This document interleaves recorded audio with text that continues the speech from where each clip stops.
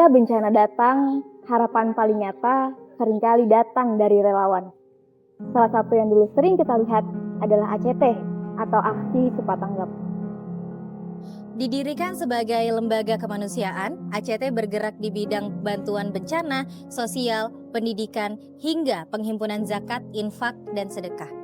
Reputasinya dulu begitu baik. Aplikasi, media sosial, hingga iklan digital, mereka gencar menyuarakan bantu sesama raih surga. Skandal ini meledak pada tahun 2022.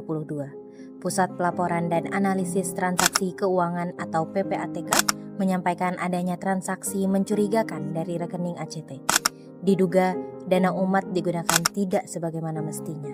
Kronologi singkat skandal ACT. Majalah Tempo memuat laporan eksklusif mengenai dugaan penyelewengan dana ACT. Ditemukan aliran dana ratusan juta untuk keperluan pribadi. Pengurus menerima gaji hingga 250 juta per bulan. Mobil mewah dan properti dibeli dari rekening lembaga. Kementerian Sosial mencabut izin ACT dan beberapa pengurus ditetapkan sebagai tersangka.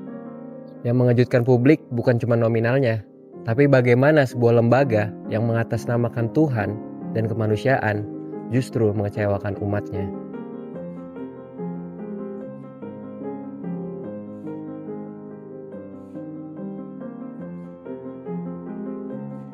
ACT sering memakai simbol keagamaan dalam kampanye. Donasi untuk Palestina, bantu saudara seiman, surga menanti para dermawan. Tapi, apa kita sebagai masyarakat sudah cukup kritis? Skandal ini meninggalkan luka. Kepercayaan adalah mata uang yang paling mahal. Ketika dana umat disalahgunakan, maka luka itu terasa kolektif. Donasi adalah ekspresi empati.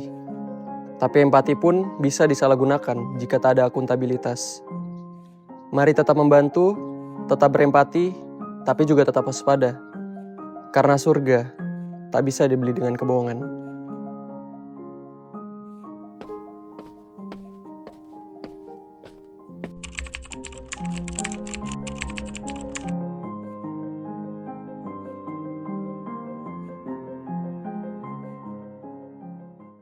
Apa pendapat Anda saat pertama kali dengar donasi untuk surga larinya ke mewah? Sangat tidak benar. Karena hal yang sudah kita percayai, apalagi yang kita yakini, diselewengkan dalam bentuk hal seperti itu. Untuk kemewahan, untuk kebutuhan dia, itu sangat-sangat tidak benar. Apakah skandal ini membuat Anda ragu dengan donasi online? Tidak semua yang donasi itu yang seperti itu. Tapi kalau hal yang kayak tadi itu membuat kita itu tidak percaya. Berarti kita harus memilah-milah apa yang perlu kita bantu. Kita lihat dulu background-nya, belakang itu untuk apa, dan kita harus tahu.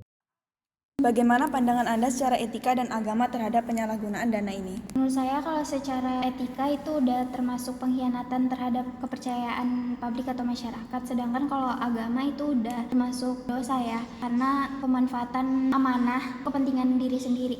Menurut Anda, apakah masyarakat sudah cukup kritis sebelum berdonasi? Bagaimana perasaan Anda terhadap penyalahgunaan dana ini? Kalau saya sendiri sangat kecewa ya, masyarakat sendiri kurang cukup kritis karena masih banyak masyarakat yang secara emosional untuk berdonasi tanpa melihat latar belakang dari organisasi tersebut. Baik, jika Bapak pernah berdonasi dan ternyata dana diselewengkan, bagaimana perasaannya Bapak? Tentu perasaan saya akan kecewa dan cenderung merasa dihina karena niat awal saya yang baik ini malah disalahgunakan. Tapi jika mengingat ke saya, ini akan menjadi pelajaran ke depannya untuk lebih selektif lagi dalam memilih tempat untuk berdonasi. Kalau yang mengaku berjuang atas nama Tuhan saja bisa menyelewengkan dana, siapa yang bisa dipercaya? Berani menyebut nama Tuhan saja, dia berani berbohong. Bagi saya, kepercayaan itu bukan hanya sekedar secara, tapi percayaan itu lebih harus kesesuaian antara ucapan dan tindakan. Jadi siapa yang bisa dipercaya, menurut saya merupakan orang-orang yang punya integritas. Jadi harus ada konsistensi antara apa yang diucapkan dengan apa yang dia lakukan. Jadi menurut saya orang-orang yang punya integritas tinggi lah yang dapat dipercaya.